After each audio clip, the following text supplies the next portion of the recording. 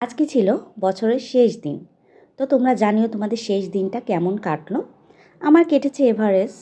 আজকে তো সবাই অনেক পিকনিক করছে, বিভিন্ন জায়গায় গান বাজনা হচ্ছে আমাদের আশেপাশে। তো খুব কিন্তু ভালো লাগছে, একটা উৎসব উৎসব ভাব চারপাশে।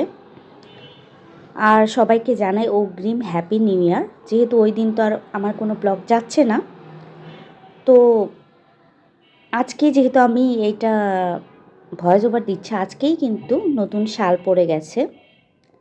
তো হ্যাপি নিউ ইয়ার তোমাদের সবাইকে জানাই, এবং তোমাদের এই দিনটা ভালো কাটুক, এবং আমার জন্য তোমরা দোয়া করো সবাই।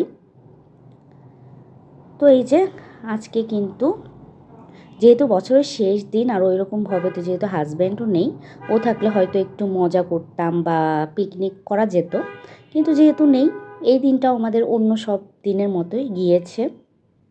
এই তো প্রথমে সিম ভাজি করে নিলাম, তো তারপরে আলু আর ফুলকা ভাজি করব একটা। খুব এভারেস্ট খাওয়া দাওয়া। এই আলু আর ফুলকা ভাজিটা আমার খুবই ফেভারিট, খুব ভাল লাগে আমার কাছে।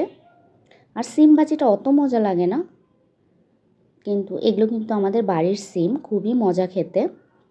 আমার শ্বশুর বাড়ির আর কি, গ্রাম থেকে পাঠিয়েছে। আমার বাবা মা যেহেতু এসেছে তখন নিয়ে এসেছিল। আর এই যে আলু আর ফুলকা, এগুলো কিন্তু আমাদের বাড়ির আলু, পুরাতন আলু। আর পুরাতন আলুই কিন্তু আমার খেতে বেশি মজা লাগে। নতুন আলু তো নেমেইছে, কিন্তু বাড়ির আলু তো আছেই, সে বাড়ির আলু মাঝে মাঝে আমি খাই এভাবে। আর আজকে রানবো হচ্ছে তেলাপিয়া মাছ দিয়ে আলু ফুলকপির ঝোল। এই যে আমি কিন্তু তেলাপিয়া মাছগুলোকে ভেজে নিব। আর তেলাপিয়া মাছ কিন্তু আমার খুবই ফেভারিট। আমার বাসায় তোমরা বেশিরভাগই দেখতে পারবে হচ্ছে তেলাপিয়া মাছ, সরপুঁটি মাছ, আর হচ্ছে রায়াক মাছ। আর একটা মাছ তোমরা দেখতে পারবে হচ্ছে সিলভার কাপ। আমার বাসায় কিন্তু তোমরা রুই বেশি দেখতে পারবে না, কারণ রুই মাছটা আমাদের বাসার এতটাও পছন্দ করি না, আমরা জাস্ট খাই, ভাল লাগে, কিন্তু এই মাছগুলোই বেশি পছন্দ। তারপরে পাবদা মাছ, পাবদা মাছ তো এখন আমাদের বাসায় ডেইলি আসে, কারণ আমার ছেলের খুব পছন্দের একটা মাছ হচ্ছে পাবদা মাছ।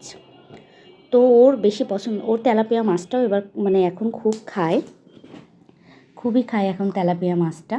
তো এই কয়টা মাছই আমাদের বাসায় আসে এখন, যেহেতু ছেলের পছন্দ বলে কথা। এই যে আমি কিন্তু আলু ফুলকপি রান্না করব, তো ফুলকপিগুলো আমি ভেজে নিয়েছি। আর এখানে তো রান্না দেখানোর কিছুই নেই, তোমরা তো সবাই রান্না করতে পারো। তো এটাই ছিল, আজকে আমি এই যে রান্না করেছি তেলাপিয়া মাছ দিয়ে আলু ফুলকপি ঝোল, আর তার সাথে কিন্তু একটু ধনে পাতাও আমি দিয়ে দিয়েছি। দেখো এই যে, আর এখন যেহেতু শীতকাল, আমি কিন্তু বেশিরভাগ রান্নাই ধনে পাতা ইউজ করি, আমার খুবই পছন্দ ধনে পাতা। এটাই ছিল আমার আজকে সিম্পল খাওয়া দাওয়া। আর এই যে দেখো, যেহেতু সামনে নতুন বছর, ছেলের জন্য কিন্তু আমি, ছেলের বাবা টাকা পাঠিয়েছে যে ওর জন্য কিছু ড্রেস আমার এমনিই লাগতো শীতকালে, তো এগুলো আমি কিনেছি টুকটাক। ওর বাবা টাকা পাঠিয়েছিল, যেহেতু শীতও সামনে এখন লাগবেই। এগুলো হচ্ছে বাইরে পরার জন্য। এর আগেও আমি কিছু কিনেছি। তো বাচ্চাদের তো অনেক ড্রেস লাগে, কারণ ওরা তাড়াতাড়ি লম্বা হয়। আর এই যে দেখো, এইটা কিনেছি আমি। এখন কেন জানি আমার শুধু সাদা ড্রেস পছন্দ হয়। এই তো এটা আর একটা এইরকম কালার ড্রেস আমি ওর জন্য এর আগে কিনিনি। এটা ছিল প্যান্ট, আর ওটা গেঞ্জি। আর একটা চাদর কিনেছি আমি আমার জন্য আর কি। এই তো রাত্রে ভাবলাম যে কিচেনের কিছু কাজ এগিয়ে রাখি। এই কাজগুলো অল্প অল্প করে করে রাখলে কিন্তু রান্নার সময় রান্না করতে আমাদের কিন্তু একদমই টাইম লাগে না, অনেক সহজেই হয়ে যায় রান্না বান্না। তো আজকে আমি ধনেগুলোকে ভেজে নিয়েছি। এটা কিন্তু রাত, একদম রান্নার পরে সব কিছু মুছে টুছে আমি এসেছি গুঁড়া করব, এই কারণে। তো ধনে ভেজে নিয়েছি। এই যে এটাকে আরেকটু গুঁড়া করতে হবে, একদম কিন্তু স্মুথ হয়নি ধনে। তো এই যে আরেকটু ভেজে আরেকটু গুঁড়া করে নিয়েছি এটাকে। তো মোটামুটি ভালোই হয়, পাটায় বাটলে হয়তো আরেকটু ভালো হতো, ফিনিশিং হতো। আর ধনেটা একটু ড্যামও ছিল মেবি, তো এই কারণে হয়তো আর স্মুথ হয়নি। তারপরে করলাম হচ্ছে জিরার গুঁড়া। জিরাগুলোকেও আমি হালকা কড়াইতে টেলে নিয়েছি। এই যে দেখো, এটা কিন্তু হচ্ছে জিরার গুঁড়া।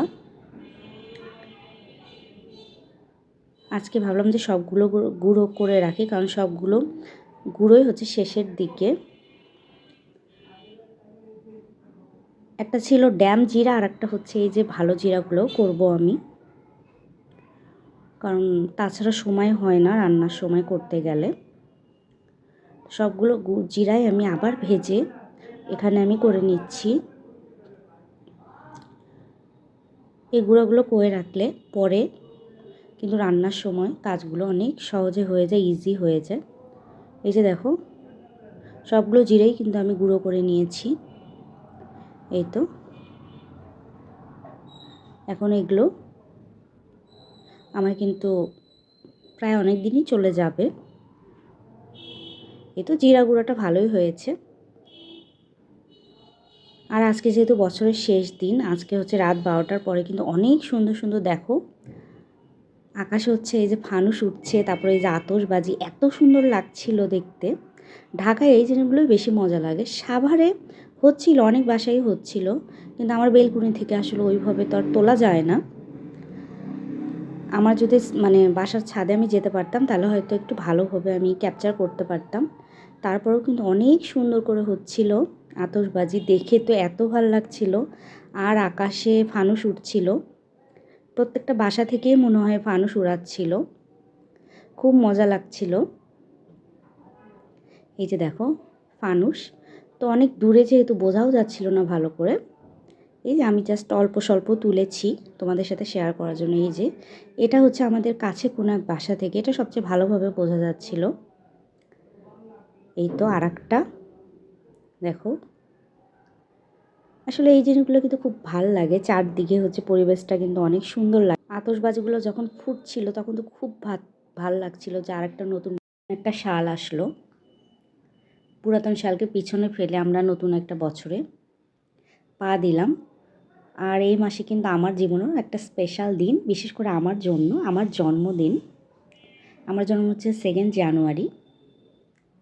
তো এই নিয়েও আমি খুব এক্সাইটেড ছিলাম, যদিও বা বুড়ি হয়ে গিয়েছি, তারপরেও তো সবার জন্মদিন, নিজ নিজ বার্থডে সবারই ভাল লাগে।